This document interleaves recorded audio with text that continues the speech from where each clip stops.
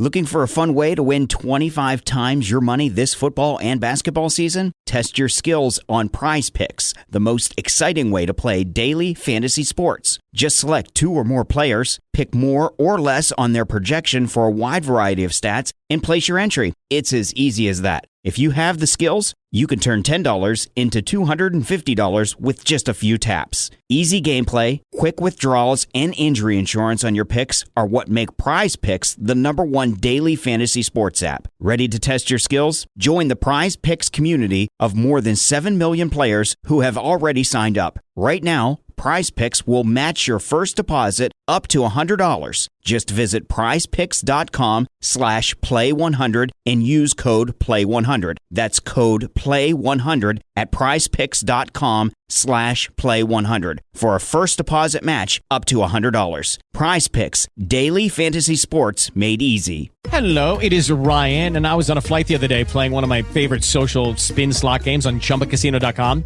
I looked over at the person sitting next to me, and you know what they were doing? They were also playing Chumba Casino. Coincidence? I think not. Everybody's loving having fun with it. Chumba Casino is home to hundreds of casino-style games that you can play for free anytime, anywhere, even at 30,000 feet. So sign up now at ChumbaCasino.com to claim your free welcome bonus. That's ChumbaCasino.com and live the Chumba life. No purchase necessary. VGW. Void where prohibited by law. See terms and conditions. 18+.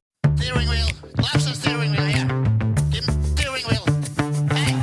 Hey, steering wheel. Somebody tell him to give it to him. Come on. Whoa. Do you like my face? You like it? How the f*** that's supposed to be? I'm driving like a grandma. Get that, Ralph? Did you hear me? From our radio. Ralph, acknowledge. Now, come on, close him down and kill him. We've got a lunatic on the track down the Hanger Station. I am so annoyed.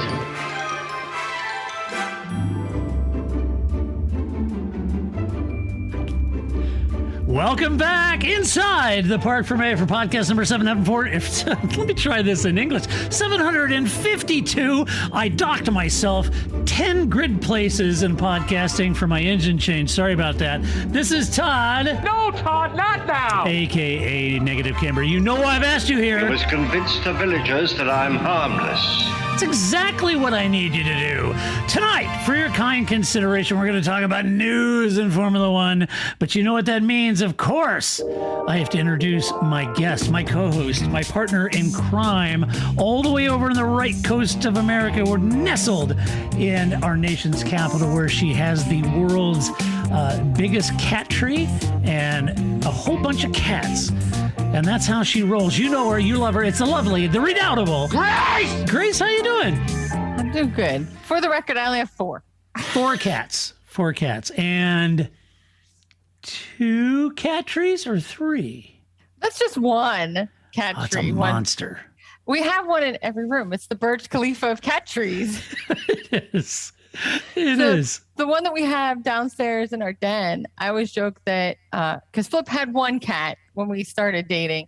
And so Paime would sit way up at the top and just look over at me like, oh, you're back. You made it further than the last woman that he brought home. Let's see if you make it to the next one. It was very judgmental, as cats can be. But, you know, Yes, it's all fine now. 8 years later, we're buddies. But, yes, for the longest time, she just sat at the top of the cat tree like, oh, you're here again.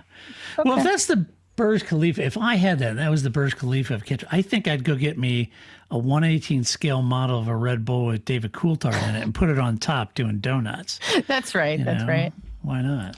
I think it also has an aquarium in it. Huh. Do that too. How about that? Their malls are crazy. You could it's a desert. It's hot. What else? I mean, I grew up in Pennsylvania. That's all we did was go to the mall on the weekends. And the weather's not even that terrible, right? Like, what else are you going to do? You were the western wilds of Pennsylvania. Build amazing malls, right? So Right. Why not? Yeah. That's exciting. I once had a friend who was very mad at me because I grew up going to the Monroeville Mall, which is where the George Romero movies were shot. And he's a big sci-fi fan. He found out this much later. Like, why was I holding out on him? I'm like, it's a mall. It's the mall I went to as a kid all the time. But it was like I had the Ark of the Covenant was the way he was, oh my God, you went to that mall. I'm like, yeah, it's still there. You can still go to that mall if you want to. Oh, wow. Yeah. That sounds like a bucket list. Yeah, because there's people that still live in Monroeville that were extra, because that movie was shot in like Dawn of the Dead was shot in like 76 or something like that. So there are people that still live there that were extras in the mall. So anyway, there you go. How about that? Monroeville, Pennsylvania trivia. If you ever want to go. Who knew? Some parts still kind of look like that, but not much, because it was shot in the 70s and. Well, time marches on. That's right. Yeah. That's right. Yeah. So Grace, I am assuming that you went from the highs of highs to the lows of watching Russia. Okay, so, I have, all right, one story. First of all, after Monza and McLaren's amazing race, and I said to Flip, imagine what McLaren could have been if Spygate hadn't happened to them. He liked that I used the phrase happened to them as if they had no role in it. I was like, yes, it happened to them. Yeah, right. Yes. He's right. You had to act like it was like, gosh, that tornado came through, couldn't do anything about it. Right. Imagine how great they could have been if Spygate had never happened to them. Right. So right. I totally stick. So I guess my message is, not only do I do that on the podcast, I'm like, it's 4 pages. What's the big deal? That's my whole life. So it's fine. But yeah, Russia was a pretty rough race. I'm kind of used to McLaren. It's like, we finished 6th. Yay. So now that it's like, whoa, we might be on the podium. Whoa, we might win. I felt like Jean Todt, right? I needed, when he was at Ferrari, I need like some Band-Aids on my fingers, and I can just kind of I think that's the most still I've sat through a race. It was like an hour and a half that I just sat there and didn't say anything. That doesn't, usually, when races always have that ebb and a flow. Yeah. And I always joke that how exciting the race is going to be, sarcastically, by how many laps in until they show you the restart again. Yes. So if it's like we're at the tail end of lap 1 and they're showing me the restart, buckle up, go get a drink. Like, this is going to be a while. Right? Yeah. So, I was just like, sometimes I'll go get something to drink or go do laundry or see what the cats are up to, just because, there's an ebb and a flow to a race. And so I was watch the whole thing, and then that ended in disaster. But I thought the team handled. I thought McLaren was very supportive. I thought Lewis was, very friendly toward Lando. It's tough. I can't imagine. It wasn't, apparently Russia's in the Ardennes Forest, where Spa, it was just raining everywhere. It was raining all through the Ardennes Forest, and not just on one end of the track and the other end. But in Russia, It was like dry over there and pouring down buckets over there, and Lando didn't know. So, but it could have been great, because I was thinking there was the MotoGP race where Brad Bindle stayed out. He didn't go in for intermediates, and he won the race. So, it could have been great, and it just wasn't. So. Yeah, it didn't end the way that you wanted it to. That's certainly for, I was thinking that whole time, I was like, oh man. And then as soon as that all unfolded and everything, Grace is going to be crushed. I know. It was, I just kind of sat there, but I am happy for Carlos Sainz. So right on. There's good story there. Yeah. We'll just focus on that. Yeah. There's always somebody. Everybody ends up in Ferrari. So there's always somebody that I can Carlos, Kimi, Alonso. Carlos is on my daughter's short list to marry. Whew. Wow. Who knew? If he wasn't old enough to be my child, he'd be on mine too. Old enough to be your child. Yeah. So she's got 2 or 3 of them picked out. I support that. Yeah. Carlos is maybe on the top of her list, but Charles Leclerc is right there. Yeah, it's hard to argue with that. That's pretty good. I like Carlos has great hair. I have very thin hair as a blonde, so it's very thin. I wish I could have like Lance Stroll hair, where you think, is he wearing a Russian hat? No, that's his hair. Yeah. Like my hair nobody will ever make that mistake about my hair. So Carlos has just this luxurious Pantene, shampoo model kind of hair that I was just like, oh man, my hair will never be that thick. Do you remember when we were in Austin at the Grand Prix and they had that cardboard or that cutout of Kimi Räikkönen with the shampoo ad and the deodorant and the shampoo? Yes, because I brought Flip back a little sample of Degree underarm, and deodorant. We all walked up and the 3 of us looked at it and we all looked at each other and said, I'm not sure I've ever seen a bigger non sequitur than Kimi Räikkönen pimping shampoo. I just at a track. No, there's no rhyme or reason to it. No. You're right. It was very odd. Weird. Yeah. And then there was just like a little bucket of samples. Like, all right, I'll take one. Is this what Kimi uses? Sure. Yeah, well, and weird. it's probably good. I don't know. Race fans, they should, if they're anything like people that go to Comic-Con, maybe some free deodorant is always a good idea. We'll just leave this here. You guys are outside all day. Maybe some free deodorant is a good idea. Right. That's where we need to get Paul. We need to get Paul to go to these races in full LARPing mode, so he's like totally dressed up as Kimi or whatever. That would be good for Paul. Like I always enjoyed that too. The first time I was in Canada, 2005, and you'd see people that are in like head to toe Ferrari gear. So that was always fun while you're waiting for the next support race to start. Was like, how much do you think that guy's outfit is? Right. Yeah, this was before the interweb, so you kind of just had to like, I bet that shirt's like $50. Oh, do you think it's just a T-shirt? Right. Yeah. Like, so you couldn't just look up the price, but that was always a fun game. That's F1 merch pricing. That's on a galactic scale. We've talked about this. And for you newer to the podcast, if you ever hear Grace and I talk about the $100 carbon fiber key fob, you'll know what we're talking about. That's right. It was Bernie Eccleston's attempt to give us what we wanted with some cheaper merch. Yeah. You need cheaper merch. Okay, that's great. Here's $100 carbon fiber key fob. Go get that. That's good. And it's like, $100 for a key fob. It says F1 on it. It doesn't even like support my team. Nobody's going to be like, oh, you're into F1. Me too. Yeah. If it had the Ferrari logo on it, it'd be $200. Yeah. Yeah. Although I did once meet a guy who was wearing a McLaren jacket. This was back in the day, right? He was wearing a McLaren jacket. It was a Kimi Räikkönen, so it was the old West logo. And I was really excited because how often do you bump into a McLaren fan ever? Here, he just liked the jacket. He didn't know anything about Formula One. And I was like, but you're like, I was very confused because you had to spend some money on this jacket and you don't like, and McLaren, like people buy Ferrari stuff. People know Ferraris. McLarens are a known car brand, but not like Porsche or Ferrari or something like that. And so it's still not something you see people supporting. And then I was like, well, so then I like pivoted, like, well, okay, well, you should learn about the team. Somebody else is going to have the same questions that I do that you should know about this jacket you're wearing. And I'm like, so he's like, all right, who are the drivers? I'm like, well, there's Kimi Räikkönen. And he goes, a girl drives for this team. I'm like, I'm out of here. This conversation is over.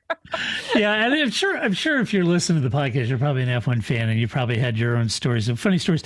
So my boss is super awesome guy. And great guy, and he likes cars too. And so he's been to a couple of those driving experiences. He's got a Porsche, and he loves cars. He's not a petrol head, but he likes cars. He doesn't watch Formula One or anything like that. Doesn't know anything about it because it's not his sport. But he went to like a McLaren event where they were driving McLarens, like a sports car event. Sports car experience event.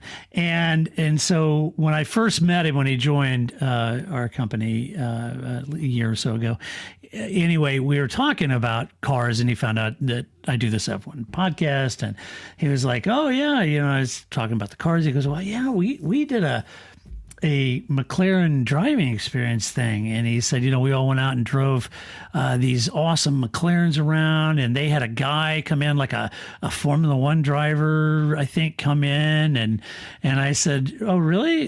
Who do you remember who it was? No, he was kind of supposed to be sort of kind of a big deal in Formula One. And a lot of times they may be McLaren's own driver, like test drivers or program drivers who, for all the right reasons, are awesome drivers, no doubt. That's just not the two primaries, right? Right, but not like the Formula One drivers, right? So sometimes it's easy to get confused, and so he's like, no. I mean, it was a Formula One guy. It was like some Finnish guy. I said. Was it this one or this one? Was it Mika Hakkinen? He goes, that's it. It was that guy. Shit. And so then he sent me pictures of him in a car with Mika. And I said, John, The guy's like a 2-time world champ. You weren't with some Formula One guy. You were with a guy that took on Schumacher and beat him twice. I mean, Mika's awesome. Jeez. You know? Yeah, you were with Yeah. Mika goddamn Heikkinen. Right. Yeah. I mean, come on, man. Mika's awesome. So yeah. Wow. So anyway, Yeah, I but think it's those things when people orbit or they bounce into some sort of F1 lore or some sort of F1 merch or whatever it is, and they God love them, but they just don't follow the sport, so they don't know. Yeah, he's kind of a big deal. That is kind of a big deal. Yeah, you'd be Mika, right. kind of a big deal. Mika, yes. kind of a big deal, Hakkinen. Yeah, kind of a big 2-time world champion deal, Hakkinen. Yeah. Yeah, pretty big deal. Yeah, so that's pretty. Yeah, that's the guy. But then it made him feel better because he realized, oh well, I guess I was, with royalty Formula One. Yes, Sure you were. was. Yeah, you were. Was. Yeah, and then I said, well, I kind of had a moment like that. And he was like, yeah. And I said, yeah. I drove with a 4-time world champion.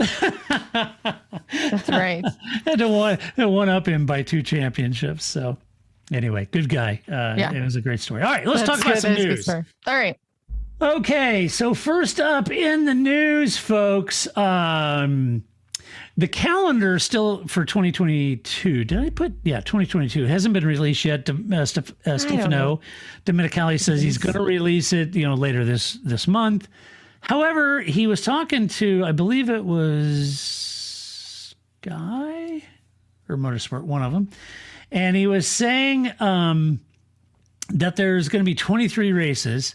But here's the thing. Let me read what he says. He says, quote, I can anticipate that for sure that the calendar will be done with 23 races. Of course, we'll be very respectful towards the COVID regulations issued around the world from the different governments, but that is our aim, that F1 can give this sign of hope and to go to normal things to enjoy. The idea is to make sure that there is right rhythm to the calendar. Amen. There are, of course, considerations related to periods to make sure logistically the flow has to be right. I would agree with that. And there's a lot of other world racing events they have to avoid.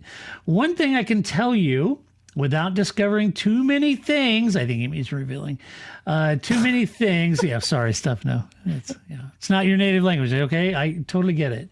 I couldn't even say hi. Where's the bathroom in Italian? So I think that clause is better. I'm going to use that now. I like it. One thing I can tell you without discovering too many things is that next year the season will start in the middle of March and will finish in the middle of November. So this is me talking now. As the calendar expands, there is one element that could feature more prominently, and that's the inclusion of more sprint races. Now, here's what Stefano said. Stefano. I like to call him Stefano because it makes me feel all, worldly and makes me seem like I'm pronouncing Italian names correctly. But everybody on Formula One broadcasts call him Stefano.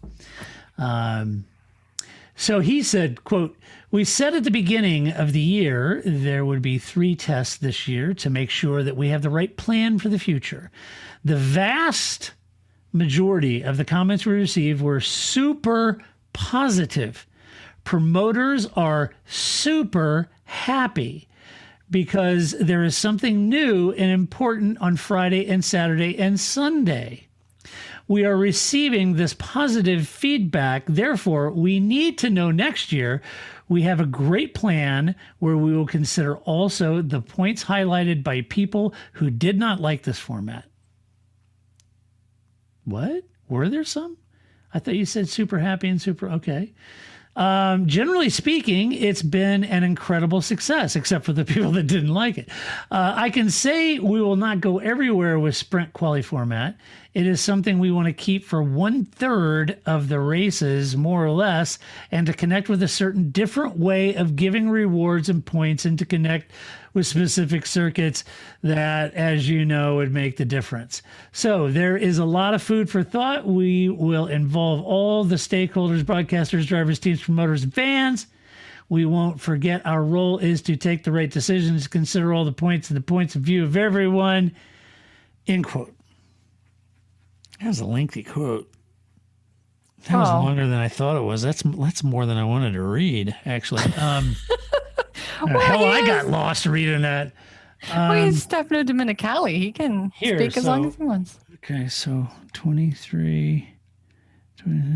Okay, I've done the math here on my super cheap calculator. It's nice. My Wexford. Do you like that? It's my Wexford calculator. It's solar powered. It's solar powered Wexford calculator.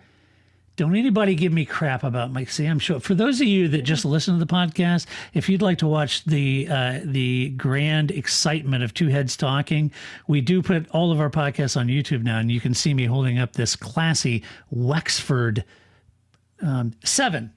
Yeah. I've done the math for you. Don't have to do the math. 7 races with a sprint race. So I think Sounds like a challenging calendar. Grace, talk us through it.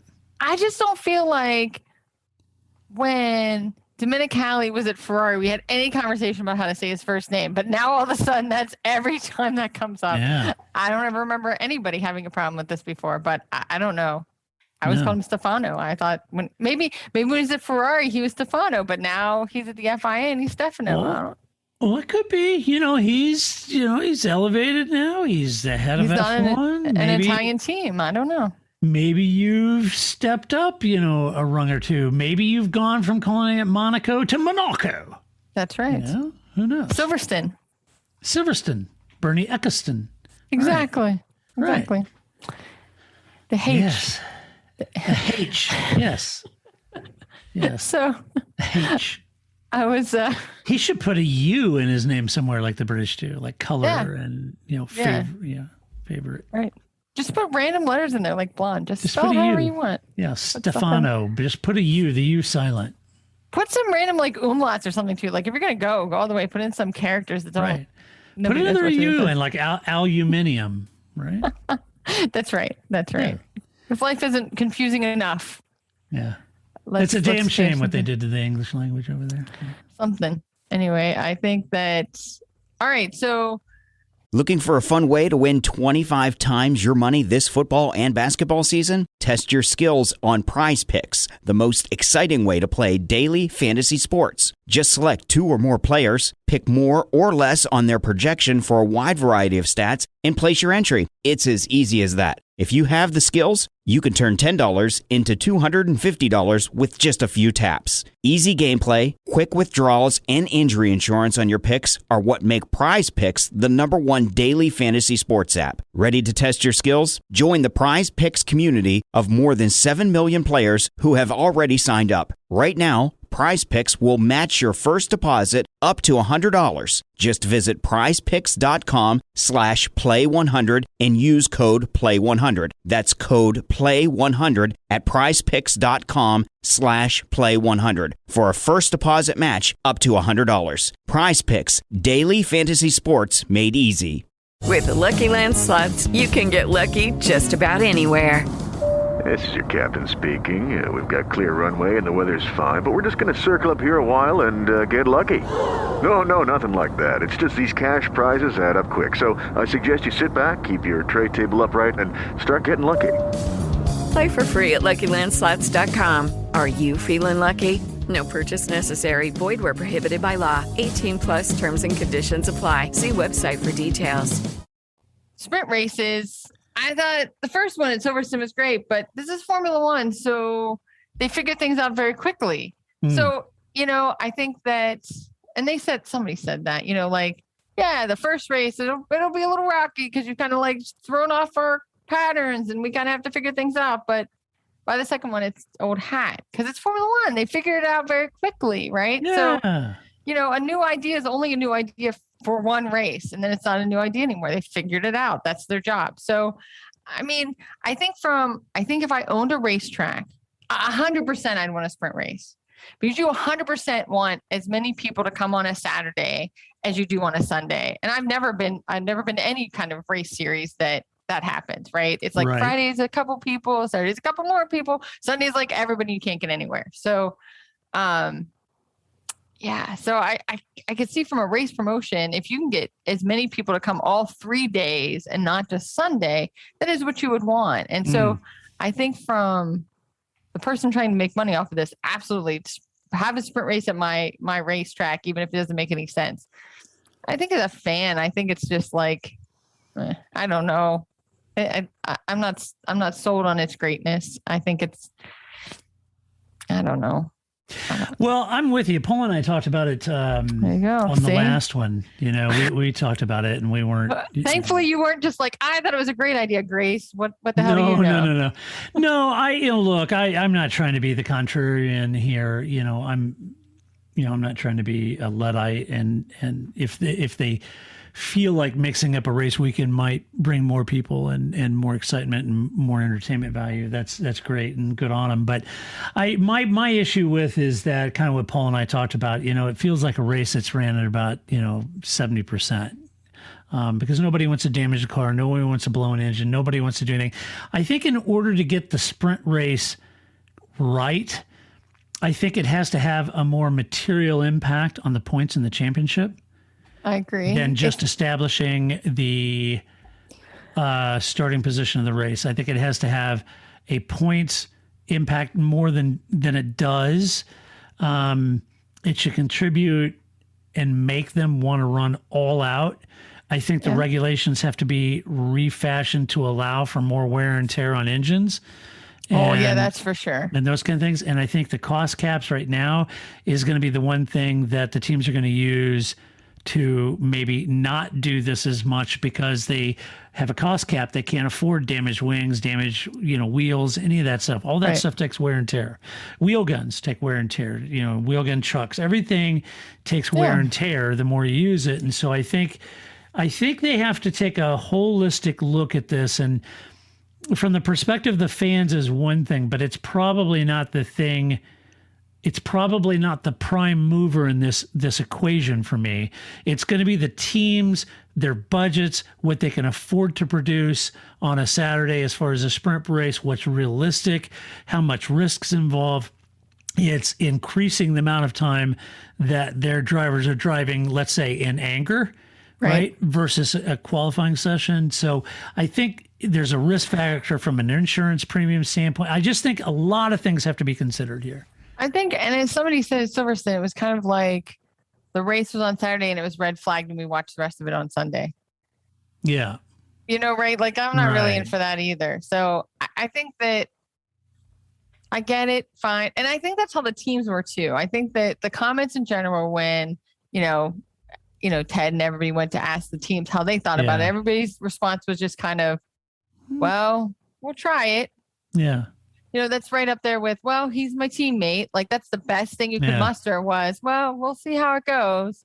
We'll try it. So I agree. Yeah. I think for a myriad of reasons, I don't think the teams have bought in on it either. But, and the FIA came to you and says, well, let's just try this thing. You go, okay, we'll try it. I don't know. Yeah, I kind of get that feeling too. I don't know where the super positive and super happy people are. That's his job. I mean, it's just Dominicali. He could be the only person that is pro and happy about this. That's his job. He is to be it's like, Ross Braun, like that's his job is to come out and say, we've got the rules figured out. Next year's going to be great. You're going to love the cars. You're going to enjoy it. Just stick around. Like, right. If Ross Braun's sad about it, we're screwed. Yeah. Right. So let us know what you guys think. I'm not sold on that. I wasn't sold on the first three, and I don't know that I'm going to be sold on 7 unless they make some pretty big changes. I don't think so. I think just the promoters. I think those are the only winners. Right. So, let's see. Oh, hey, you guys know Max Verstappen took that engine change penalty in Russia a week ago. Started from the back of the grid. And it now seems that it could be Lewis Hamilton's turn to take that engine penalty. When asked about it, Toto Wolff said, "Get down." He didn't say that. He said it could happen, but when and where hasn't been decided yet. He said that there's... before I quote him, my thought of it, there's no doubt taking a penalty like that does hurt. And to be honest, though, I think Max made out like a bandit last week. He sure did. And it was so incognito. It was like all of a sudden it was like, when the hell did you get on the podium? Yeah. Well, yeah. And it was like, Totally when the hell missed did you get in second place, right? So that is another. I'm interrupting this story to have my other, Russian Grand Prix beef. Whoever their race director is, that person should never be allowed to direct a race again. They missed all the big passes. That was terrible. So I blame it on him that I just was like, Max Verstappen, where'd you come from? Who knows? Because the race director was terrible. It was terrible. Yeah, noticeably terrible. Yeah, I was disappointed. The critical pass for the lead of the race and didn't even see it. No, and they'd cut away from stuff, and you're like, no, wait. What are you doing? And it drives me nuts when the little window over here in the running order is the most critical pass on the whole track, and they're showing the huge picture is some pass for 18th. Meanwhile, the pass for 4th is over here on the left. I'm thinking, guys, just swap them. It's not hard, right? It's like because MotoGP will do that, right? They have the the list, but they'll show like little Mark Marquez, and whatever's happening in like 5th and 6th is what's here, right? Yeah. And so.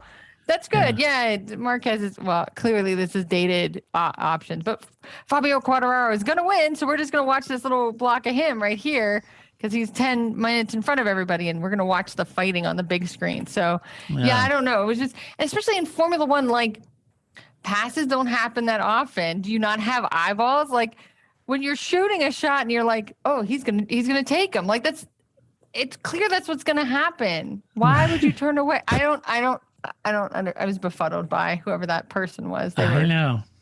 They were terrible. So anyway, Toto Wolff. Toto Wolff. Put that cookie down now. No, that's not what he said. He didn't say that. It'd be great if he did though. Bono. It would be great. Here's what he said, quote, most important is that you don't DNF because of a reliability issue. You can cope with swings, whether you finish second, third. I think that's okay. The championship is going to go on long. But if you don't finish, so ... and ellipse. So we're looking at parameters of the engines, making sure we don't suffer from any reliability problems, end quote. That's where Toto's head is right now. That's where he's at. That's what he's thinking. Yes. Why not take it in Turkey? Why not? Lewis is a champ. He'll run back. It's Turkey, for crying out loud. Who doesn't like Diabolica as much as Lewis does? He loves the track. Right. He's going to do well there. He'll scythe his way through the field. He'll be on the podium. Go for it. I mean, I have to take it somewhere. Yeah, take it here. Take it here. Not? Like, don't wait. It's Turkey. Don't wait till the end. Take it now. Yeah, take it now. Get it out of the way. Then we can battle for the rest of the season. Yeah, right? You have like 5 more races to go. Yeah. Yeah. Something like that. Just do it. And hopefully, because apparently the track in Saudi Arabia isn't built yet. So. That's right. So get in there, Lewis. Just do it. So hopefully, maybe you'll have like 4 or 5 more races. Who knows? Because I just thought, wow, sometimes we're like at the beginning of the season, we're like, well, that track's not done yet. Boy, they're cutting it close. Your race is literally in like 5 weeks, people. Yeah. Cutting it close. May want to get the asphalt spreader out there. I don't know. I'm just saying, like, that was really like. Where's the guy with the white paint lines? That's right. That's right. Get out there, build those curbs. I was just like, wait, that's this year, right? That's like a month. They're going to be gridding up, and they're going to have course workers running around placing potted plants. Yeah. Where's that potted? That goes to Mercedes. Yeah, that's. I just think I was like, well, they better get the lead out. And I mean, they're a very rich country, so maybe they don't have, supply chain concerns. But I would also be very concerned about the supply chain as somebody who like drives around on the weekends trying to find cat food because nobody has any cat food in stock. Yeah, supply chain's not great. Yeah, I don't know, but maybe they don't. Maybe they have a secret supply of asphalt that I don't know. I don't know. Well, they just make their own. Yeah, like churning butter. It's a little salty. If you turn it for too long, it becomes whipped cream. It does. It does. Yeah, it does. And then all of a sudden you go from asphalt to bitumen. Yes, there you go. I don't know. I just think when I heard that, I did like a double take. Like, That's really soon. It's October, people. Yeah, it's quick. Yeah. Get it together. Hey, and other news, Grace. Yes. Lando Norris shared a little bit about his rookie season. He said during his rookie season, he said he was depressed a lot of the time, worrying if he would still have a job in F1. He finished 11th, if you recall, in that season. Wasn't a banner season for him, but to be fair, he wasn't in a banner car either. So he was worried. He said, quote, "I guess people, when you just watch TV, you don't realize many things that a driver goes through." He said this this morning on ITV. He said, "It's a bit of a shame, but there's more programs now where you get to see what the driver is like behind the scenes and the amount of pressure and stress that they have to cope with. Especially at my age, coming into Formula One at 19, there's a lot of eyes on you. So dealing with all these kinds of things that took its toll on me." And he said, this is from Sky Sports. Sky Sports article said that Norris, who arrived in F1 with stellar reputation, having shown as a junior, he added this, says Sky. I was feeling like I don't know what's next. If this goes wrong, if I don't go out in the next session and perform, what's the outcome of all of this? Am I going to be in Formula One next year? If I'm not, what am I going to do? Because I'm not really good at many other things in life. So just all of that, and then feeling depressed a lot of time. Let me try this in English. So just all of that, and then feeling depressed a lot of the time. If I had a bad weekend, I just think I'm not good enough and things like that. I'm in a much better place now. It's much happier, and I can enjoy everything I do. I was reading this, Grace, so I was very interested, and I thought it was first of all, not everybody likes to come out and share. Sure. The things that they battle mentally. Especially when you're so active, right? Yeah. And on the rise, right? So not everybody's comfortable in sharing that because, especially in the Piranha club like Formula One, you're exposing possible weaknesses. You don't ever do that sort of thing. But it does speak to that fact that Formula One is a Piranha club. And in this essence, I thought it was interesting to hear Lando talk about that. As I think about Lando, watching him over the last 2 or 3 years, is when he came in, he was very much a young man. Yeah. And I don't take that as I don't mean that disparaging. I have a 19-year-old daughter. And so, I remember how I was at 18, 19 years old too, right? So I don't mean that in a derogatory way. I just mean he's a very young man and he had the maturity of a 19-year-old, and he giggled and he had a lot of fun and he did a lot of Twitch TV and a lot of online gaming and things that Gen Z would do, a person his age might do. And, in hindsight, I look back and I thought, he's pretty goofy. He's a pretty young, goofy kid, And in time, I think, they'll all kind of, get out of that. Lewis got out of that. Vettel got out of that, those kind of things. But then after reading this, I thought, that may have been a way for him to cope with that stress and that pressure, is to having that sort of online presence, his friends and gaming and Twitch TV, and having that reassurance from fans and building organically, I would say, really on his own effort, kind of building, not 100% on his own. McLaren's done a lot to promote him, but you know what I'm saying, building that own footprint and gaining that confidence. But the thing I would add to this conversation, Grace, is that there have been other young drivers that have joined very young. Max joined when he was 19, and his trajectory of his career is pretty stellar. So is Lando's. So is George Russell. So is Charles Leclerc. Even Pierre Gasly, who I think is doing real well. Albon has struggled. There's other young drivers that. There's more drivers that face that kind of anxiety and depression and pressure and stress that Lando does, that are shown the back door of Formula One, that ever make it to where Lando is, And I got to think, Grace, Paul and I have talked about this on Race Review Podcast, and you and I briefly, but there was a marked mental maturing and change in Lando when Daniel was announced. And when Daniel came in and Lando got that opportunity to come back, he turned his entire mental focus and approach and everything to this sport around. I'm not saying that it's better necessarily, because he's a young man and young men do what young men do. But it's been amazing. But, spare a thought for all those young drivers that have come in and got, pooped out of the back of F1, the machine, who never have that opportunity. And I would also argue, think of some of those veterans like, Roman Grosjean and some of these guys, Robert Kubica and some of these guys that have come in, Nico Hulkenberg be another great example, who get shown the door and feel like they're still in their prime. They can still deliver. Yeah, it's difficult. It's a tough world in Formula One. And especially imagine approaching that as a 19-year-old. It's tough. I think it's highly relatable. I think we've all, I have a job. I'm not a Formula One driver. I think that we've all been in a meeting where you just look around and you're like, oh shit, I'm in over my head and the meeting starts now. Okay.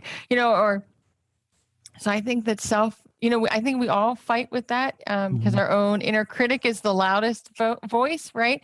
Yeah. And that kind of self-doubt that other people don't necessarily have in you, or that I always think of when you apply for a job, I never like to tell people because people always go, oh, you'll get it. It won't be a problem. That's not really helpful when it's me. I get it. You do. You have faith in me and I'll get it. And maybe I will. I probably will. And that's fine. But, it's a lot of pressure. But then this is something they've been doing since they were 2. I mean, I've been doing my job for 20 years. I haven't been doing it since I was like 4. So, I think I don't know what you do when what you've been doing since you were 4 and now you're 18 and you could fail. And I think, we talk about this a lot in football because a lot of guys get to the point of college football and then when they go to the NFL, they don't make it because that's the first time they've ever lost. It's the first time they've ever not been the big man on campus. It's the first time they've ever, these things that until that moment, they never experienced. They were very successful, and that's the first time they lose. And so I think that happens in a lot of sports, and while I think it's very relatable to us who aren't in that very visible thing, but then I think that's also relatable too, that you're just like, I'm having a bad day, and somebody goes, well, here's my day, and it's worse, and you're like, I wasn't trying to compare. I'm just like a human and I'm having a bad day, and just go, I'm sorry, you're having a bad day. I think that as a Formula One driver, if people find that out, so there's the competitive edge of it. Like, do you want other people to know that? But fans always would just be like, oh, you have the best job. What are you complaining about? Why are you, you're not going to get any outside support because it's that same sort of thing. Like, people think you have the dream job because it is their dream job. Yeah. And they don't actually know what it takes to be in that dream job. So they're always going to tell you like, shut up, Lando, you have the greatest job in the world. And I'd kill to have your job. And maybe you would, maybe you wouldn't. And I just think that's again, that we talk about that a lot in other sports because it's the same thing. If you played football here, you played when you were 2, you played Pop Warner, you played into college, you got into the NFL, and then suddenly it's like, well, you get spit out and you're a has-been and you're 25. What do you do? Right. I think it is a very tough place to be in for a human being. And I can't imagine it. I would find no comfort. I find no comfort when something happens on a project and people go, well, it wasn't your fault. Well, I know it wasn't my fault, but I still should have seen it coming. I should have asked questions. I should have done something to prevent this thing from happening. And I don't work in a field that's like, epic things happen and failures happen, but you never want your project to fail. And so somebody telling me, well, you're McLaren, you came in 11th. That's really great. That would not comfort me, as I guess what I'm saying is that I feel like I should have the best project. I should be running the best car. I should be doing everything I can to make this team better, even though I fully understand on paper. Looking for a fun way to win 25 times your money this football and basketball season? Test your skills on Prize Picks, the most exciting way to play daily fantasy sports. Just select 2 or more players, pick more or less on their projection for a wide variety of stats, and place your entry. It's as easy as that. If you have the skills, you can turn $10 into $250 with just a few taps. Easy gameplay, quick withdrawals, and injury insurance on your picks are what make Prize Picks the #1 daily fantasy sports app. Ready to test your skills? Join the Prize Picks community of more than 7 million players who have already signed up. Right now, Prize Picks will match your first deposit up to $100. Just visit prizepicks.com/play100 and use code PLAY100. That's code PLAY100 at prizepicks.com/play100 for a first deposit match up to $100. Prize Picks, daily fantasy sports made easy. With the Lucky Land Slots, you can get lucky just about anywhere. This is your captain speaking. We've got clear runway and the weather's fine, but we're just going to circle up here a while and get lucky. No, nothing like that. It's just these cash prizes add up quick. So I suggest you sit back, keep your tray table upright, and start getting lucky. Play for free at LuckyLandSlots.com. Are you feeling lucky? No purchase necessary. Void where prohibited by law. 18+ terms and conditions apply. See website for details. I can't. There's nothing. Right. McLaren, Spygate happened to McLaren, and there's not, it's a lot for them to get over that. And your expectations have to be managed by that. But when it's you and you're the face of that sport, I can't imagine people telling you like, that's the best we're going to get is ace. Right. If what you do think you do with that? a lot of sports, a lot of these athletes, and football, your example was a good example. Think about like Lewis Hamilton, and it's easy for to sit on a couch and say, Lewis has got, he makes $62 million a year. He's got 3 houses and lots of supercars and all that stuff. And isn't that nice? And it is nice. And everybody said, well, that would be my dream job. And I would, I would love to do that. And the question then is, but are you willing to put in the sacrifice that Lewis Hamilton did to get to that point, which is sacrifice pretty much all of his childhood, everything he had, right? And then we watched him struggle through that maturing process in the very early years in the bright light and pressure and stress of Formula One. And he made some mistakes and, he struggled with it and the rift with his dad and the relationships and all those sort of things, they play on anyone. And Lewis is human and they play on him too, and they're difficult to navigate at his age right now. Look at the different things he's sort of thought he might get into after F1. And Lando's point is, if I don't make it, this is all I know. Right, and that's what you said. He's been doing it since he's 4. And so is Lewis, right? And this is truly, if you would say, is Lewis good at a lot of things? I'm sure he is.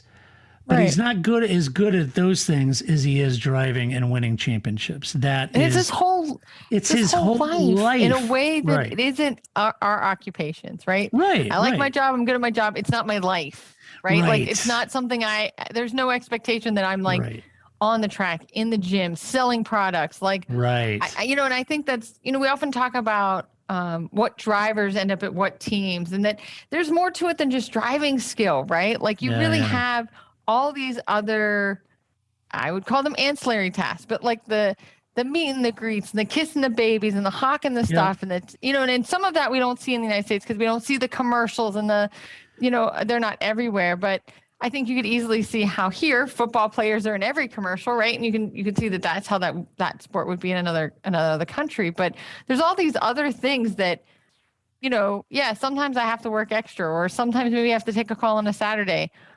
But it's not my whole life. No, not like way. these guys. You think of the sacrifices that Schumacher made to get where he was. He didn't come from money either, and neither did Vettel, right? No. And neither did Lewis. And so it's difficult. And I thought it was just an interesting thing to share about Lando, because I think Lando has made a real turn in his mental approach.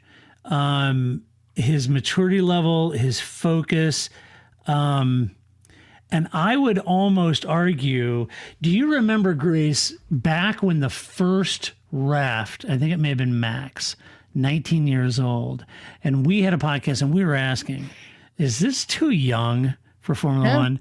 We're talking about teenagers here, folks. Past champions didn't get into this sport until late 20s, or early 20s. And so now we're talking about teenagers, and how young is too young. And I know there's been lots of words written about that and lots of podcasts. But in this case, it is, seemingly finding these rare talents like Lando Lewis and others, Max Verstappen, another one at 19.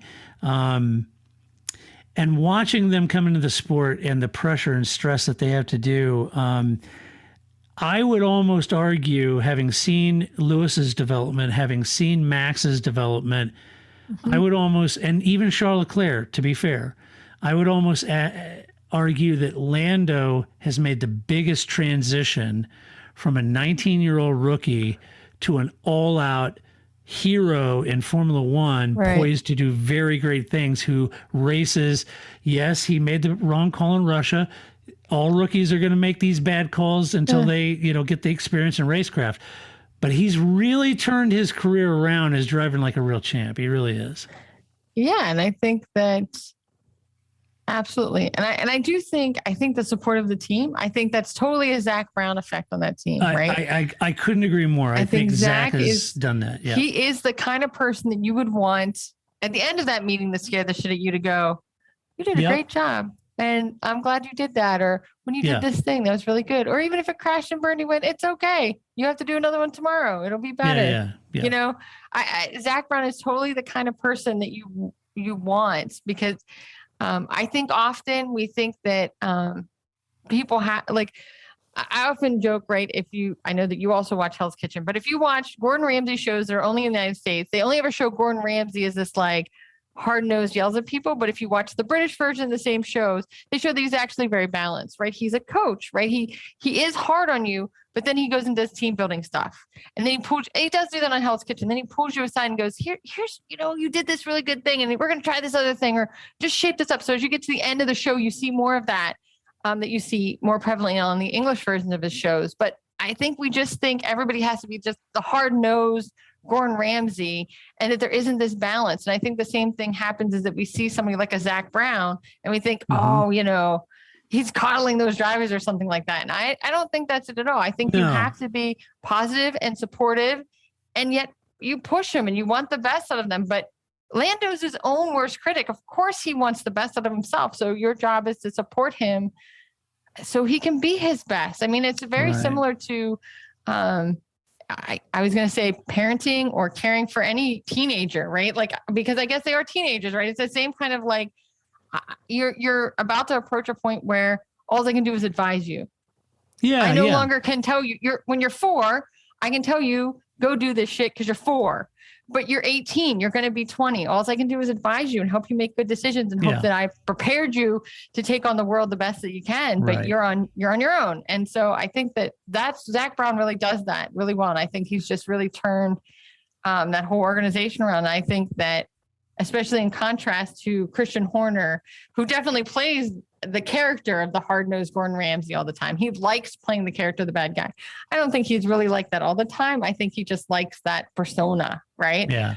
Because he wouldn't be Helmet's that way, but I don't think Christian's that may be true. Way. And again, I always think of, Paul's, like Christmas wish was that they just should like send him to the wrong track, right? Yeah, right. Like, no, I think...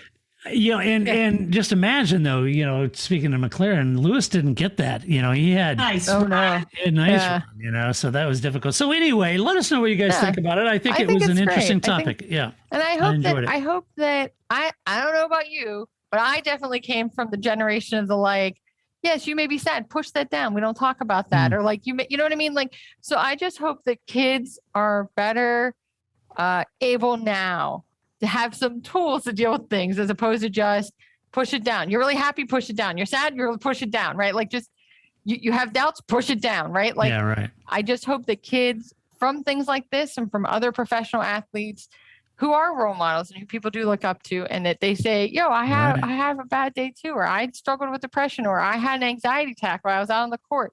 I think people need to hear this, and I hope it arms kids to be better at dealing with everything that life brings to you, without just push it down and pretend like it didn't happen. We don't talk about that. Right. Yeah, and I think it's good that they have those sort of tools, like you said, and they're able to do that. I mean, yeah, you're right, because when you were young, you didn't have those outlets. You ended up playing chicken on tractors, by the canal, trying to, go down there. You were like the Laurie Singer of Western Pennsylvania, and people vying for your attention, and you were trying to set up a dance, Anyway, all right. Way to bring that around. Very good. Thanks, nicely done. Well, you are blonde. Well, thanks. But yes. So all right. Thank you, Lando. Right on. Yes, right on. Glad All you right. said it. F1 and the FIA discuss timetables for the weekend. This is Hat Tip Motorsport. FIA Formula One race director Michael Massey says that discussions are in hand about having flexibility of the weekend schedule when bad weather is expected. He was asked if the TV schedules were the restrictive part of making these big flexible changes, and he said, quote, which I would have thought too. I think it's a perfectly valid question from Motorsport. He said, quote, "It is not so much TV schedules dependent. It is something that we'll be discussing in the coming weeks.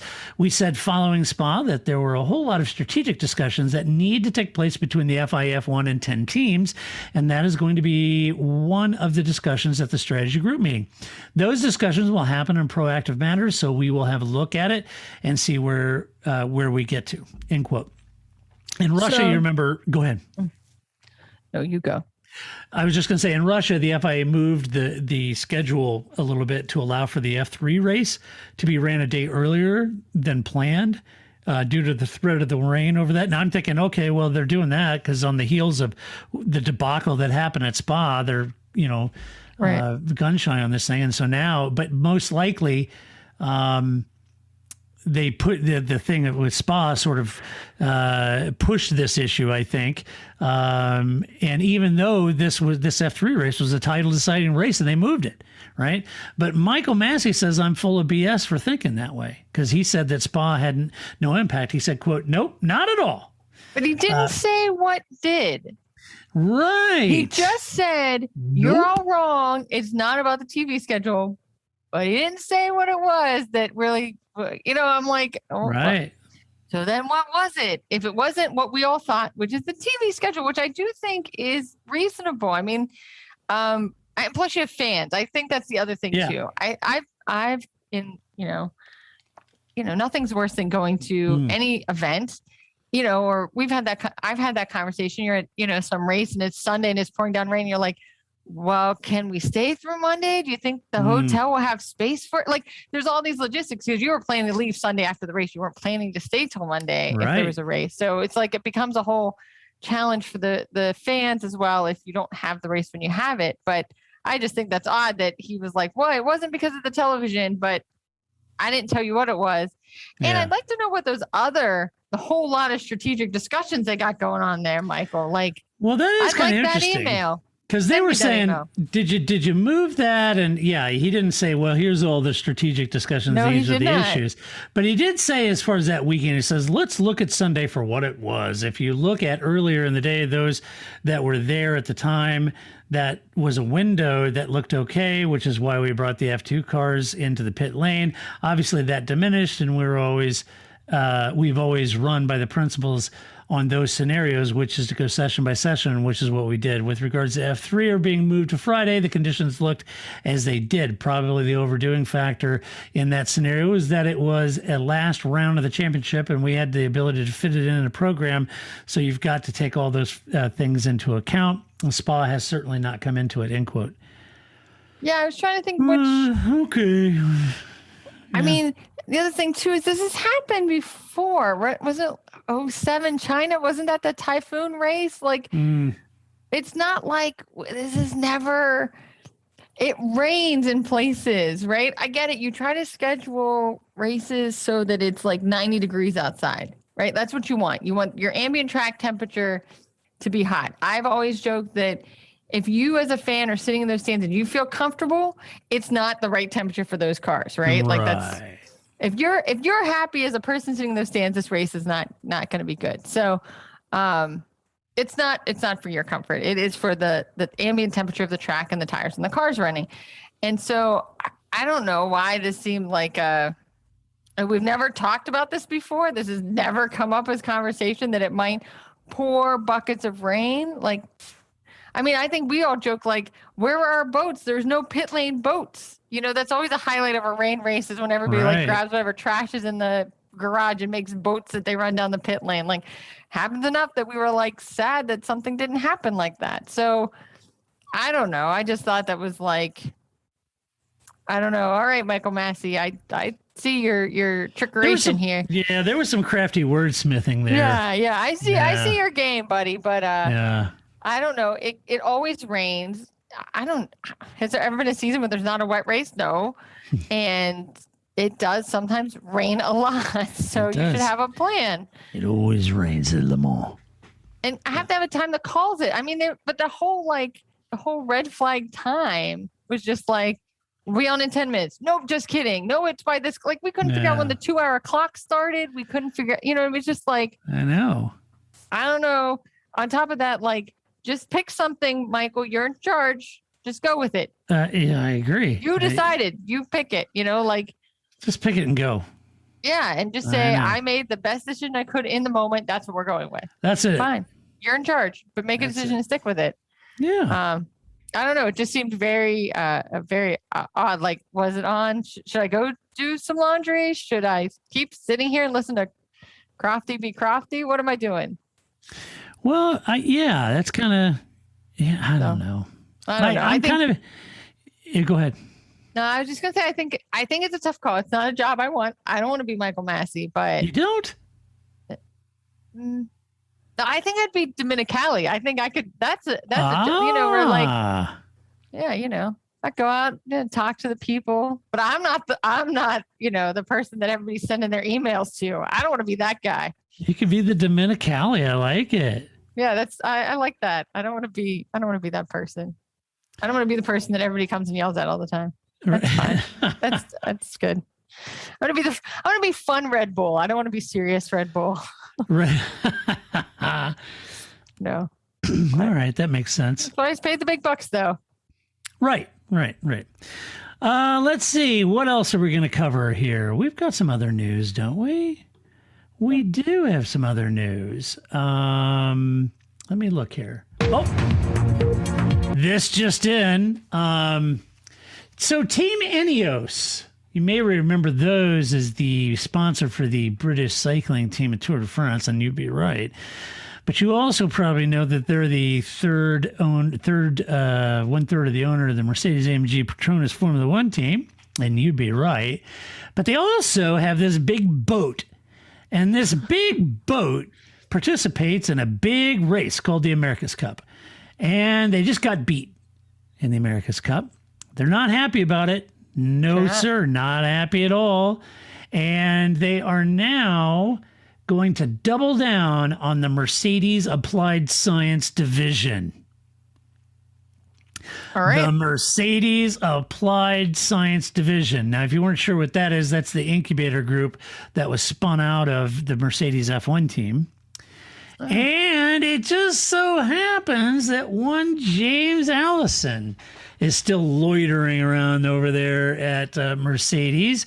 And he's Adrian Newey now. Exactly. It just so seems that James is going to be more involved with the effort to build a better boat. There you go. Now, does that smack of the Adrian Newey years when he pined for the open waters, but Christian Horner body checked him a bit and gave him enough leash just to pee just outside the fenced-in Red Bull yard? You know, you remember? Yeah. I mean, that was always what he told Valkyrie, Ron Dennis. Anyone? Yeah. At the end of every season, it was like, well, Ron, I'm going to go work on boats this year. I'm done. I'm done. And then he went to Red Bull, and we don't hear that anymore. Right. And he said, well, I'm gonna go work on boats. I want to design boats. And then they'd figure out some way. They give him some more money. Yeah. Maybe that's what I should do. Is I should just each time I want to raise, is say, I'm gonna go work on boats. I'm gonna go work on boats. See, I think people would call my bluff just for fun, even if they didn't want me to go. I think they would just call it to see, well, I've never seen Grace on a boat before. Let's see how this goes. You go work on those boats, Grace. You go ahead and do that. because I'd have to follow through. I think that's the other thing too, is I'd have to double down. Now I have to buy a boat. Now I have to oh my God, like I missay a word and Flip's like, I don't think that's a word. I'm like, it is a word. And now I have to double down. I have to come up with a definition. I have to use it in a sentence. I have to convince him it's a word, even though I know it's not a word. You'd show up and you'd have your pen. All right. Okay. So what the hell is a jib? Yeah, it's going to be a real quick trick to, REI to figure out what the hell my boat's going to do, because I can't back down now. I agree. All right. Let's see what else. All right. Let's turn the page here. All right. It seems that Lewis took the high road after the British Grand Prix by calling Max. Lewis said, quote, I called him after Silverstone, but again, I don't mean to be patronizing, but I'm much older, and it was important for me to call and to be able to break the ice, he told ESPN, or as we like to call it, ESPN. I feel he's a tremendous talent, and I'm enjoying racing with him. Do I agree with everything he does? It doesn't even matter. What matters is that he does him, and he will learn. And all I can control is what I do and how I handle things, end quote. There you go. So, I mean, I think that has nothing to do with Max Verstappen's age and everything to do with who he is. Yeah. I don't see him as like, hey, let's pick up the phone and chat like buddies kind of guy. No, he's not that kind of guy. He's kind of... Crush your enemies, see them driven before you, and hear the lamentation of their women. That's Max. That's it. So I think, that... Looking for a fun way to win 25 times your money this football and basketball season? Test your skills on Prize Picks, the most exciting way to play daily fantasy sports. Just select 2 or more players, pick more or less on their projection for a wide variety of stats, and place your entry. It's as easy as that. If you have the skills, you can turn $10 into $250 with just a few taps. Easy gameplay, quick withdrawals, and injury insurance on your picks are what make Prize Picks the #1 daily fantasy sports app. Ready to test your skills? Join the Prize Picks community of more than 7 million players who have already signed up. Right now, Prize Picks will match your first deposit up to $100. Just visit prizepicks.com/play100 and use code play100. That's code play100 at prizepicks.com/play100 for a first deposit match up to $100. Prize Picks, daily fantasy sports made easy. Hey guys, it is Ryan. I'm not sure if you know this about me, but I'm a bit of a fun fanatic when I can. I like to work, but I like fun too. It's a thing. And now the truth is out there. I can tell you about my favorite place to have fun. Chumba Casino. They have hundreds of social casino style games to choose from with new games released each week. You can play for free anytime, anywhere. And each day brings a new chance to collect daily bonuses. So join me in the fun. Sign up now at ChumbaCasino.com. No purchase necessary. VGW. Void where prohibited by law. See terms and conditions. 18+.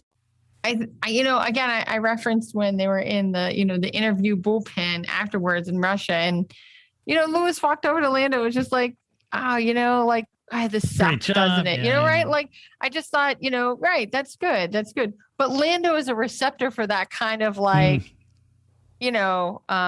interaction. Yeah. I just don't see Max ever really like being a receptor for that kind of interaction in a way that other people will like, it is hard. And Lewis has been there. Lewis has been in the exact same shoes that Lando's in. Like right now, this seems terrible.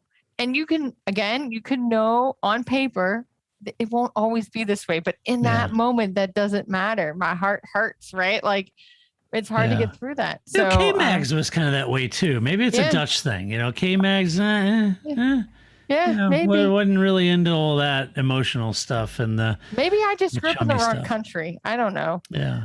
I don't know. I'm not casting aspersion because I know some incredibly wonderful Dutch people. I mean, don't get me wrong. Again, I always joke that Petter Solberg is the race car driver that breaks the like Finnish non-communicative, not very excited kind of person mold, right? So for every Kimi Räikkönen, there's a Petter Solberg. So There's a lot of variety out there. And there's also Amika, kind of a big deal Hawkins. Yeah. Although I think I did bring this up on our last podcast. Mika Hakkinen still looks great. I just like to put that out there. Fantastic. That guy, whatever his like skin routine is, I don't know. He looks great. I mean, yeah. I mean, what's he using? I don't know. Lancome? I don't know what's going on there. Finish doesn't crack? I don't know. I just was Max Factor? See, I brought that back to Max. Very good. But I thought that was great. And I can't remember if I already brought that up, but he looks so good. I'm going to bring it up twice if I already have. But okay. Yeah, I need to know. He should put that on Twitter. I need to know what his routine is because he's looking young. He's looking good. Right. And but I think, I don't know. I mean, Lewis can do that. I think that's who Lewis is too, right? I think Lewis is the kind of like, I want to be your friend kind of guy. And look, Lewis wears his heart on his sleeve. He's always been that way. I just think, I've said this about people I've worked with. There are people that I work with or that I have worked with past tense, and I love working with them. I never want to see them outside of work. And there are people that I love going to a bar with or I love hanging out with. I don't ever want to work with them. Yeah. So that can be fine. Most of my coworkers would be the former. You don't have to. I can do a ton of work, but boy, I wouldn't want to do anything outside of work. No, that's right. So I just think that, you have all different kind of personalities. And if you think about Formula One, like our own jobs, some personalities are going to click and some aren't, and that's fine. Right. A smart person would do, you remember not the American version, but the British version of The Office with Ricky Gervais. Yeah. They ought to do a sitcom with all the drivers working in an office instead of driving fast cars on a grid, but they all work in an office together and all the different personalities. And that would be hilarious. Like the old Yamaha commercial where they made Jorge Lorenzo be the janitor. George. Yes. George. Yeah. Just as George. Now I haven't thought about that in years. Love it. That's great. I love it. We just squeegee the windows. Very unhappy. Great. Yeah, I love it. Because they shot it like the ESPN commercials where they're like like funny in between commercials. The Sports Center. Yeah. Right. Anyway. All right.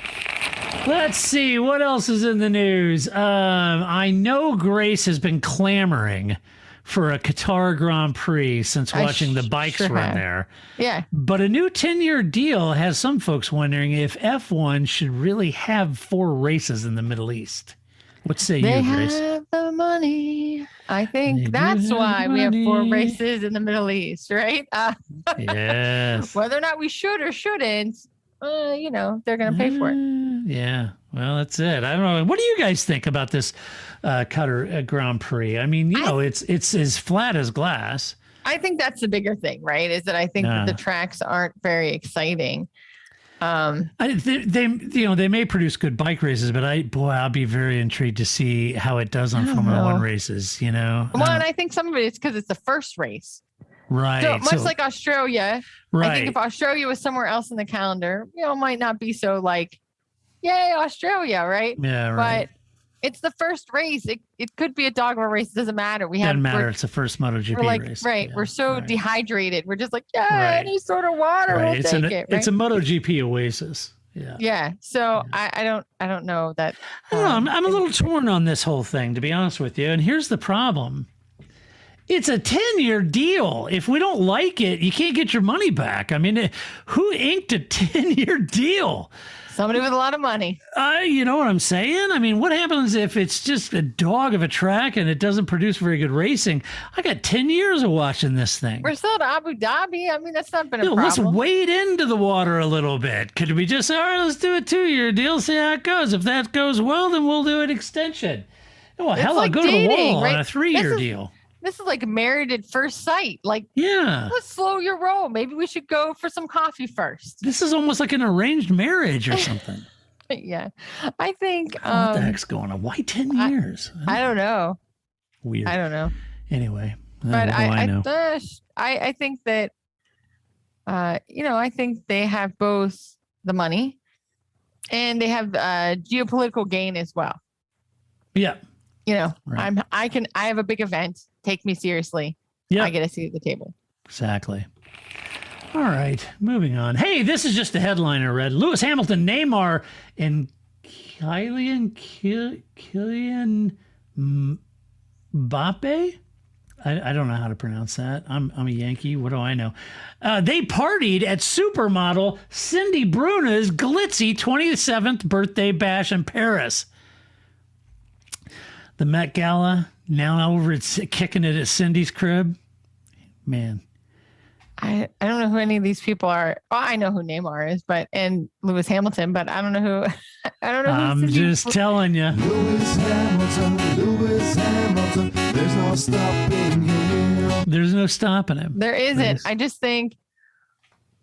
Wow, I don't know. I don't know really what to make it doesn't. of that It doesn't require a comment because it's just a headline. I don't know what to say. Okay, we're moving on.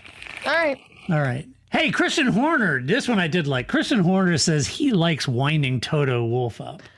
Who doesn't? Who doesn't like winding Toto up, right? Right. Yeah, you keep putting a little pressure on him. Finally he cracks. Put that cookie down now. See? Christian Horner said, let's see, what did he say? Oh, he said, of course, this is the first time Mercedes and the first time Toto have ever been in a situation where he's been challenged.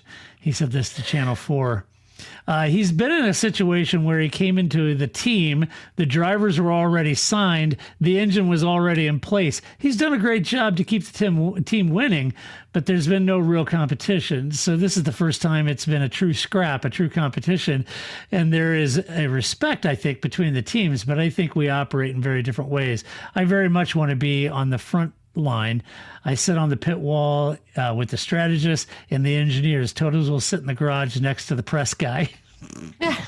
So there are different functions, there are different roles, there are different outlooks. But of course, the competition is fierce. I think that's the key thing about this championship.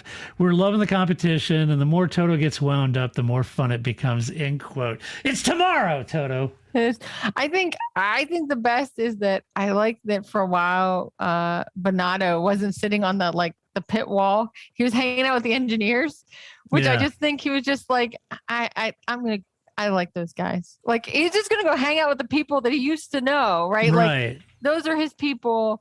He's gonna go stand over there with them and not be on the pit wall anymore. That can be other people. I just think that's like I work with a lot of statisticians, and I could see them very much being like, this is great that I'm in charge of this meeting, but I'm actually going to go sit in that corner because that's where I feel more comfortable, and those are my people. So you lead the meeting. Yeah, right. Okay. Right. So I just really like the Bonato was just like, I don't want to be out here anymore. I'm going to be over there. But I do like the idea of Toto's like concerned about his likes on Instagram or something, which is what that makes it sound like. And in the garage with the press guy. Oh no, they said something bad about me, right? Like, that's totally. That's great. That is great. You know what? The best party though is still anytime I hear the Spice Girls, I always think of that picture that you once had as fashion when Bernie Eccleston and wasn't it Helmut Marko and Christian Horner all went to the Spice Girls concert together. Yeah, that was great. They had Spice Girl t-shirts on. Yeah, that was great. Bernie Eccleston and his Spice. Like, who are these old people? I mean, I would be at a Spice Girls concert, and I'm an old person. They're really old people at the Spice Girl concert, right? Like, that was great. Who are these old people at this concert? But that's the party that Lewis should have been at. Yes, absolutely. All right. Yeah. It's time for Alvin's Cats. Yes, it's that time where Grace usually finds some really fun and interesting things around the Formula One world to talk about. All right, Grace. You know what we're going to talk about this week? I'm going to talk about, now people knew that it was my birthday back in September. It was 2 weeks ago. It's September 17th. Yep. It's the same. If you ever wonder, it's the same day as Damon Hill and Sterling Moss. And which young guy? Is it Albon? Oh, I don't know. One of the young guys also has that, or is it? I can't remember. Anyway, Damon, I'm not petty or salty. Hill, yeah, Damon, yeah, exactly. Damon Schumacher ruined my career. Hill, that guy. It runs in the family. Yeah, right. So anyway, so Grace sent me birthday gifts. But she had several small gifts, and she got them all from like Redbubble or Etsy or whatever, and they would just show up periodically. They trickled in. Clark, that's the gift that just keeps on giving, Sure does. And it just kept showing up. So she sent a few sticker packs that had all of these awesome sayings that Kimi would say, why are you still talking to me? Yeah. It was just awesome. All these different Yet sayings. you keep answering me, And yet right? you keep answering me. Yeah. I feel like since it's Kimmy's last year, I thought that was very appropriate. Oh, yeah. And totally. again, great marriage advice out of context. It is. I mean, Kimmy could solve the world's problems. Just like stick one of those stickers on it. And yet you still answer me. I think that's, that was great. Steering wheel, all of them. This is just a hobby. It's just a hobby, right? It's just a hobby. That's great. And then then another one is, so if you're a long time listener of this podcast, you'll know that way back in the day, so if there's a lot of Nico Hulkenberg fans out there, then besides his mom. Yeah. And then there was Nick Heidfeld was the pre-Nico Hulkenberg. So he predated Nico Hulkenberg. Yes. He's a great German driver, wonderful guy. I really liked Nick. And so I was a big Nick fan, right? And so Grace would always give me a hard time that the Nick Heidfeld fan club consists of two people, his mom and me. Right? And so, how many Nick Heidfeld fans have you ever run into? None. Yeah, he's Nick's awesome. I love Nick. Yeah. And so anyway, so Nick so she got this mug that says, I'm going to paraphrase it because I can't remember exactly, but it's like, in life, whatever you do, always be yourself, unless you can be Nick Heidfeld. In that case, always be Nick Heidfeld. It was great. It was so random because, you never think, we'll just put Nick Heidfeld gift into Google and see what we find. It actually hit something. So there it was. It was perfect. It was great. So there's at least 3 people in the Nick Heidfeld fan club. Right. That guy, you, and Nick Heidfeld's and mom. Nick's mom, exactly. And the coup de grace of gifts that came in has to be the pair of dress socks that the entire socks, both socks, all the way around, all the way up and down, are pictures of little Valtteri Bottas heads. With like the most it's great, sour and it's not like smiling. He's just like, no. He looks bitter. He looks like he's resigned himself to being a wingman, a tail gunner. He looks pissed off. He's got a little bit of a beard going. No joy in that picture. There's no joy. It just looks like this grumpy Finn who is just pissed off at the world. And that if you're going to get some Valtteri Bottas socks, you'd have a picture of him smiling. No. This is like the grumpy Valtteri. I just love the idea of you wearing those in some meeting and somebody being like, what the hell? What the heck are those? That would be great. It's not my Bombas socks, my Bottas socks. That's right. That was great. And I just thought, not only that is, we often talk about, how Twitter or social media can be such a terrible place, and it can be. It's a shit box. Yeah. It can be a shit box. But then, I think there's just really some really funny fans that we have out there, fans of the show, people that had some really great commentary. And I just think, that's what makes, for every time I'm like, don't read it, Grace. Don't read it, Grace. Keep scrolling, right? Yeah. Somebody put something really funny. And I just think we have some really very, very clever, listeners. Right. And I just really appreciate everybody that, supports us always and then sends really funny stuff on any sort of social media platform. Yeah. It makes my day. It does. Makes my day. So too. Yeah, I agree. And I think my favorite has to go out to Prof Palm talking about your socks. Because you posted a picture. So if you go to Twitter and look at Todd's, but he posted the socks because I think you really have to kind of see You do. Here, wait. You got to see the socks. Oh, Grace has showed them. There they are. It's so awesome. It's great. So his response was, I'm perfectly aligned with the team expected functions as Bottas apparently. These socks are to punch the hole in the air to allow the shoe to slip on faster. I just love the idea of your foot is Lewis Hamilton. That is so good. Yes. And the socks are and the there sock to just lead is Lewis the wingman. Through. Yes. It's the wingman. So I thought everybody was good fun, good fans, and I really I definitely appreciate. The socks give me a toe. That's why There's a lot of puns there. You get all those, yeah. That's why you can't have Perez socks because he is not really doing that. Don't get a toe with Perez. No. Giving you the toe, that should just be written. Isn't Giving there socks you the toe. Like they have gold tipped toes or something like that's a brand Gold toe, thing. yes. Oh, look, very catchy. The branding there. Yeah, you could just have that. Like that should be somebody's sock company, right? Giving you the toe. And it should just be all race themed socks. It is. It is. When I was young, I used to, and I've told this on the podcast before, I always cheat my dad out of a holiday gift. We were house of 3 boys, right?